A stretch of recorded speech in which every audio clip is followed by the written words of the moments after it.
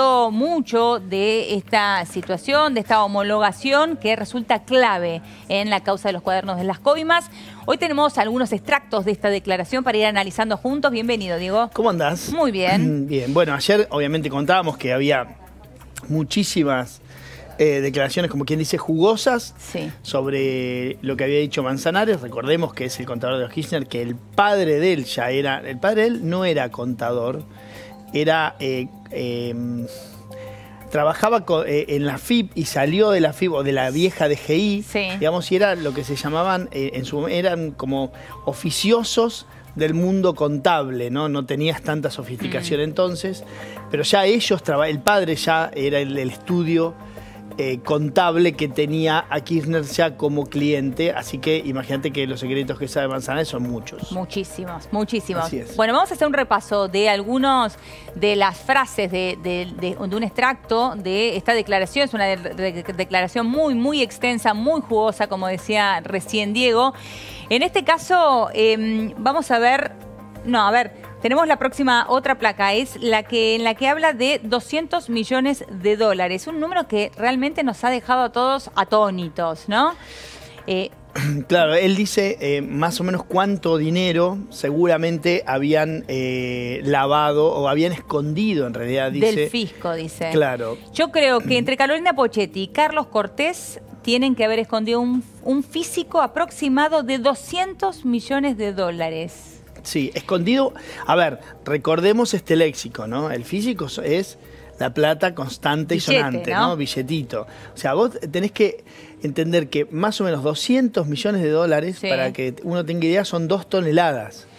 ¿2 toneladas? Claro, 2 toneladas de dólares, para tener idea de lo que estamos hablando. Por eso él, bueno, no vamos a ir revelando las declaraciones que él dijo, pero en realidad da algunas pistas de dónde podría estar, ¿no? Claro, él dice, creo que por la tranquilidad que algunos pueden mostrar en prisión, el plan es esperar unos años y luego salir a disfrutar. Aquí está, esta es parte de la declaración de Manzanares. Claro, si estamos hablando de un físico de 200 millones de dólares, de 2 toneladas. Claro, 2 toneladas de dinero, o sea, para que tengas idea, un millón de dólares pesa más o menos 10 kilos. Claro. Más o menos 10 kilos. Depende si están usados o no. Los dólares usados pesan más. Y estamos hablando de 2 actores. Él aquí nombra solamente a Carolina Pocchetti y a Carlos Cortés. Claro, y no te olvides que Carolina Pocchetti, ¿quién es? Es la mujer de quien fue el secretario privado de Kirchner, de claro, Daniel Muñoz. Daniel Muñoz, según lo que dice el contador, se llevaba todos los días... En realidad, en cada una de las recaudaciones que hacía, se llevaba una comisión, ¿no? Entonces él dice que él solía llevarlo cuando Muñoz iba a Santa Cruz, en realidad a Río Gallegos, a entregar o a dejar la plata, que él cuenta que lo pasaba a buscar por el aeropuerto. Que a Muñoz le gustaba que vaya él porque él tenía un auto con un baúl grande y ahí ponían los bolsos. Claro. Entonces, del aeropuerto... Tanto Muñoz como Manzanares al volante y Muñoz de acompañante iban a la casa de la madre de Néstor Kirchner. Sí. A la casa de la madre de Néstor Kirchner. ¿Se entiende esto, sí, no? Sí, sí. O sea, no puede ser más cercano los datos que está dando respecto de la familia presidencial, de la ex familia presidencial. Y allí descargaban estos bolsos. Y allí dice, yo esperaba, a veces esperaba media hora. Y Muñoz entraba. Sí. A veces tenía llave y otras le abría una custodia. O sea que la casa de la madre de Néstor Kirchner estaba con una custodia. Dice, le abría y yo solía esperar media hora. Y cuando él salía con una mochila donde traía algunos millones de dólares. Claro, o sea, dice, esa era o una la parte valija que le o un correspondía. bolso, claro. Dice que era la comisión que le daba. Entonces, uno podría suponer, o podría, digamos, sacar el total por la diferencia, sí, ¿no? Sí. O sea, si Pocchetti dice Manzanares, escondió, o sea, la plata de Muñoz, escondió en físico 200 millones de dólares y hay más o menos unos 70 millones de dólares en inmuebles y en Argentina unos 150 millones de dólares en inversiones, solamente ese núcleo, estamos hablando de 500 millones de dólares solamente de Muñoz, que se llevaba una pequeña comisión de lo que Claro. le dejaba a Néstor, ¿no? Estamos hablando, son números O sea, que... se entiende Sí, que esto sí, es una increíble. pequeña comisión de lo que le dejaba o De lo los que... secretarios, nada más. De los estamos hablando. secretarios. Claro, vamos con la siguiente placa. Aquí, cuando falleció Néstor, el último en llegar al Calafate fue Daniel Muñoz. Llevaba consigo la llave de los tesoros, que eran los lugares donde se guardaba dinero. Daniel me dijo que sintió asco y repugnación de la cara de la gente que fue a buscarlos al aeropuerto, especialmente la de San Felice, por la avidez que mostraban por las llaves. Bueno, sin duda que, digamos, ¿qué sucede? Digamos, ese plan de acumulación tenía como un vértice que era Néstor Kirchner. Cuando Sí. Néstor muere, obviamente todos los eslabones intermedios de esa cadena saben que hay dinero, Claro. ¿no? O sea, porque trabajaban para la recolección hacia arriba. Entonces, irremediablemente saben que hay dinero. Entonces, lo que Muñoz dice es, bueno, me da repugnancia porque todos venían corriendo para agarrar la llave, para tratar Para de... llevarse el dinero. famoso para morder algo. Claro. Yo hoy lo hablaba con gente que se dedica más al mundo de los policiales. Sí. Y entonces me decía que es típico de cuando en las bandas más organizadas... no todo el mundo, o prácticamente nadie, sabe toda la cadena, conoce toda la cadena, Claro. ¿entendés? Desde el delito hacia Claro. la disposición del bien, perdón, del dinero mal habido en este caso, ¿no? Entonces, lo que dicen es, muchas veces en ese tipo de bandas, criminales de delitos comunes, cuando se muere el jefe de esa banda, lo que se produce abajo es un desbande y unas, digamos, corridas para ver quién se queda con algo, a sabiendas de dónde estaba más o menos el dinero, Claro. porque todos colaboraban en una de las cadenas a que el dinero se eleve, pero nadie sabía, digamos, de arriba para abajo, Claro. excepto el jefe, ¿no? Claro. Entonces, y en este podemos- caso Muñoz era el dueño de las Claro, llaves. Muñoz, ¿no? o sea, De Muñoz los sabía, tesoros. claro, no te olvides que Muñoz era el hombre que, si le queremos poner un lugar o una denominación, era el que acopiaba Claro. el dinero Un que se acopiador recolectaba. de Entonces grano, él sabía, digamos, y él era el que lo llevaba, el que le daba el destino final, por lo menos la última parte de la cadena, que era dárselo a Néstor, ¿no? Claro, claro. Entonces, claro, cuando se muere Néstor, imagínate, todo ese sector empezaron a correr de un lado para otro. En Y busca de además, esas llaves. según lo que dice Manzanares, Muñoz era un corruptor de almas. Esto dice, vamos a repasar la siguiente placa, en la que dice Muñoz era un corruptor de almas, entre ellas la mía. A él no le interesaban los dividendos. Él copió el plan estratégico de Néstor Kirchner. En el año 2016, 2 meses antes de su fallecimiento, Muñoz me envía un mensaje de texto pidiéndome que no lo abandone y que lo perdone. Lo llamé por teléfono y me pidió que viaje. A los pocos días viajé a Buenos Aires, lo visité en su casa. Allí me explicó todo lo que había sucedido con los Panama Papers. No me contó en detalle, me dijo que había comprado un montón de propiedades y que había cometido el error de ponerlas a su nombre. Me dijo que Isidro Bunin iba a venir a ayudarlo, le iba a pagar a alguien de los medios para que la noticia pase lo más desapercibida posible. Así es. Bueno, no tuvo suerte, ¿no?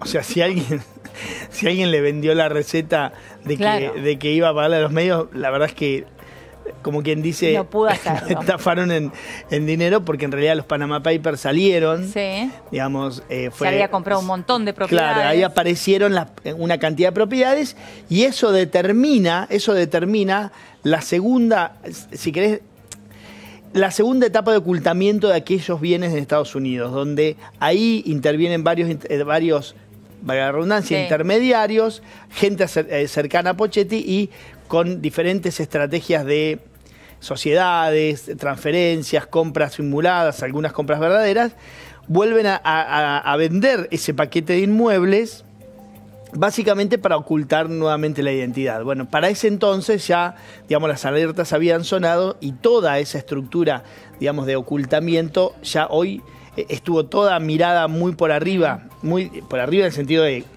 una suerte de dron, Sí. ¿no? Que le puso Estados Unidos mirando la operación. Todas esas son pruebas que están hoy en el expediente. Ahora es impactante la relación entre Manzanares, insistimos, el contador de los Kirchner, y Daniel Muñoz, el secretario privado de los Kirchner. Una relación que la describe muy bien él mismo en la declaración. Dice, hacerlo feliz a Daniel Muñoz era el sumum para mí. porque Kirchner lo maltrataba, le pegaba. Entonces yo lo llamaba por teléfono desde Río Gallegos y le decía, te fabriqué 2 o 3 millones de pesos de blanco y le pedía que vaya de shopping a gastárselos. Yo disfrutaba esa actividad por la satisfacción que le generaba a Daniel. No lo hacía solamente por avaricia. Con esto no pretendo mejorar mi situación, sino hacerme cargo de lo que hice. Bueno, hacía solidaridad con Muñoz porque veía que lo maltrataban. Digamos, tampoco seamos tan naivos. No, por supuesto. Pero, digamos, porque en realidad Manzanares con Muñoz fueron socios en varias cosas. Acá en Buenos Aires, especialmente en algunos estacionamientos y algunas empresas donde figuran los dos como socios. Pero lo real es que, digamos, el problema que tenía esta gente era cómo generar blanco. ¿Entendés? ¿Cómo generar dinero blanco? Porque no es tan fácil ir a comprarte una propiedad con una bolsa de plata, ¿no? Antes vos ibas y decías, toma, acá está la plata. Hoy por hoy tenés ciertos controles. Más allá de que si los querés pasar por arriba, los pasás, por ejemplo, Lázaro, ¿no? Que iba.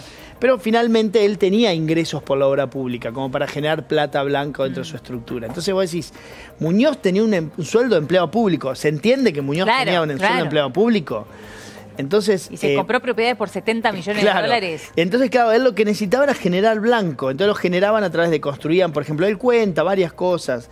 Construían propiedades, las vendían rápido, las vendían, ponían en la escritura más precio del que efectivamente percibían y salían a comprar con eso. Bueno, digamos, fue toda una cuestión, digamos, para también generar dinero blanco, ¿no? Ellos utilizaban algunas estructuras offshore, obviamente, y utilizaban algunas jurisdicciones donde es posible que vos a través de una offshore capitalices las empresas. Entonces vos vas a encontrar que algunas de las cosas que compraban, la estructura societaria estaba sentada en Mendoza, por ejemplo, ¿no? Que es una de las jurisdicciones donde vos a través de una offshore podés capitalizar una empresa argentina. Entonces comprábamos nosotros en un kiosco y resulta que venía una offshore de X y le ponía X cantidad de millones de dólares, le inyectaba esa sociedad y pasabas a tener una cadena de kioscos en toda la provincia. Clarísimo. Eso hicieron con varias, incluso con una red que también describe Muñoz, una red de farmacias en el sur, que pasaron a tener básicamente el monopolio de las farmacias en todo el sur. Llega a lugares impensados esto. Ahora, recién Diego hablaba del rol fundamental de Muñoz. Lo describía como un acopiador, ¿no? Pero un hombre que tenía muchísima información de todo este sistema de recaudación. Y él dice, recuerdo también que cuando murió Daniel Muñoz, Cristina me dijo, menos mal que se murió. En un sentido de que parte de los secretos de Néstor y Muñoz están resguardados. Hoy estoy poniéndole luz a esos recuerdos. Este comentario fue en la casa de la calle Mascarelo en Río Gallegos, ¿no? Bueno, como dijimos una y varias veces y lo volvemos a repetir, que hable tu contador es un problema para Cristina, por lo menos, que tenía mucho dinero que no se podía explicar fácilmente. Bueno, habló y claro, la relación era cercana, ¿no? Y él cuenta varios diálogos con ella. Este es uno, pero cuenta varios, ¿no? Yo te conté en algún momento todo ese diálogo que él tuvo con ella cuando uno de los inquilinos de los hoteles le dice, no te puedo pagar más $90.000 por mes, Cristina, porque cambió el gobierno y porque vos que me financiabas con obra pública se cortó, no me financia más. Entonces no te puedo pagar más y él cuenta que Cristina lo llama y le pide que vaya y que le obligue a pagar esa plata. Finalmente termina rescindiendo el contrato el inquilino. Vos fijate, ¿no? Cuando ya se escapa el poder hasta te rescinden un contrato. ¿no? Hasta le rescinden un contrato. También la situación que tuvo en algún momento quisieron especificarle el contrato. Claro, por eso le quisieron especificar el contrato. En vez de dólares, pesos. Claro, porque ellos le propusieron, esto estamos hablando a principios de 2016, cuando ya Cristina no era poder y cuando ya el dineroducto que tenía ese inquilino para financiar esto a través de la obra pública ya no existía más. Entonces va y le dice, no te puedo pagar más, porque aquello era ficticio mientras duró la ficción, pero ¿sabes qué? Se terminó la ficción. Entonces lo manda a Manzanares a negociar y no le deja hacer ningún tipo de descuento. Finalmente accede ella a hacer un descuento y finalmente los inquilinos le dicen, no, mirá, ¿sabes qué? No, me voy. Y ahí se van y ya estamos hablando de los Relats, del grupo Relats, y finalmente dejan sin efecto ese contrato por uno de los hoteles. Bueno, vamos con la siguiente placa. En este caso vamos a ver cuando, vamos a ver aquí, cuando habla de los fondos de Santa Cruz. Daniel Muñoz me refirió que los fondos de Santa Cruz habían desaparecido por arte de magia y obviamente el Banco Santa Cruz, que manejaba el fideicomiso de esos fondos, iba a tener que dar las explicaciones que correspondan. Si bien yo fui síndico del Banco de Santa Cruz, todo el mundo en la Argentina sabe que la sindicatura es una institución meramente decorativa, dice. Bueno, este es uno de los párrafos que él se refiere al Banco de Santa Cruz, ¿no? Hay varios, incluso hay muchos personajes secundarios, por así decirlo, de la trama, que están nombrados en la creación Manzanares, que eran hombres de la línea, ¿no?, del viejo Banco de Santa Cruz, que recordemos que es de la familia Eskenazi, posteriormente dueños del 25% de YPF. En una operación, obviamente, hecha durante el gobierno de Kirchner. De los Kirchner, pues fue en 2008 ya con Cristina de presidenta. Pero bueno, lo cierto es que hay varios pasajes donde se habla del Banco de Santa Cruz. Este es uno, pero hay varios más. Y también cuenta que, por ejemplo, que usaban los tesoros de ahí, que usaban las cajas de seguridad, que el padre de él dice, mi papá, a la primera vez que le guardé plata a Muñoz, dice, Muñoz me pidió que le preste la caja fuerte de mi padre. Y mi padre, dice Manzanares, tenía la caja fuerte más grande del banco. Porque no le entraba, claro, no le entraría la plata. La llenamos de plata de Muñoz. Y hay varios momentos donde habla del Banco de Santa Cruz. Por ahora los Eskenazi están afuera. No los han llamado, y digamos, no deja de ser muy llamativo. Claro.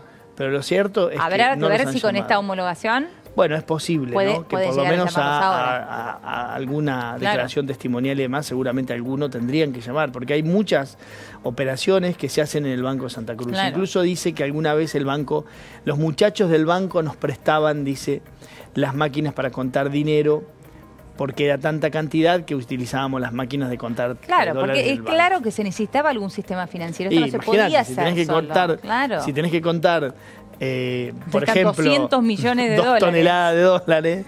200 de mínima estamos hablando, ¿no? De mínima. Bueno, vamos con la siguiente placa.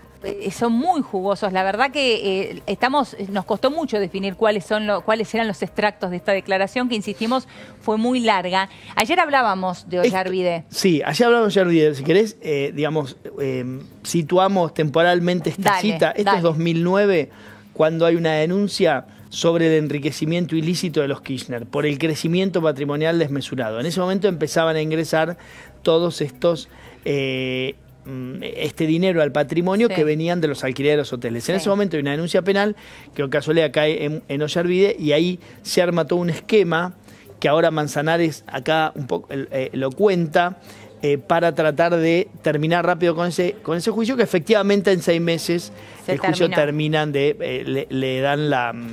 Y que fue la famosa frase de Ollarvide, me agarraron del cogote. Exactamente. Y yo lo tuve que hacer porque me agarraron del cogote. Manzanares, ¿no? de aquel momento que él intervino, recuerda más o menos esto. Claro, ¿no? Dice, la actitud del doctor Ollarvide era complaciente, divertido de la situación. El doctor Ollarvide me pide que describa los hechos económicos del doctor Kirchner. Yo conocía la situación patrimonial del doctor Kirchner desde la década del 90 y comienzo a explicar.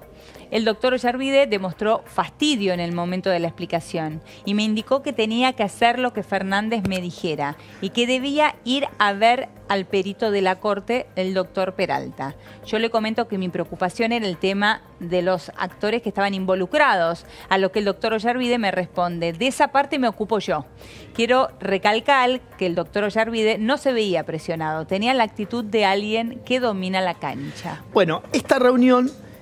que Manzanares la cuenta de entrada, él dice que lo llaman para esto y que lo pasan a buscar en un auto, que él no supo nunca dónde iba porque no se orientó, pero que llegó a un edificio con ladrillos a la vista, que más o menos nosotros podemos saber dónde es. Creo que es por la zona de Villa Urquiza. En ese lugar llega a un departamento donde había algunos custodios y demás, y estaba Ollarvide y estaba Fernández, que es Javier Fernández, aquel viejo operador del kirchnerismo en Comodoro Pi.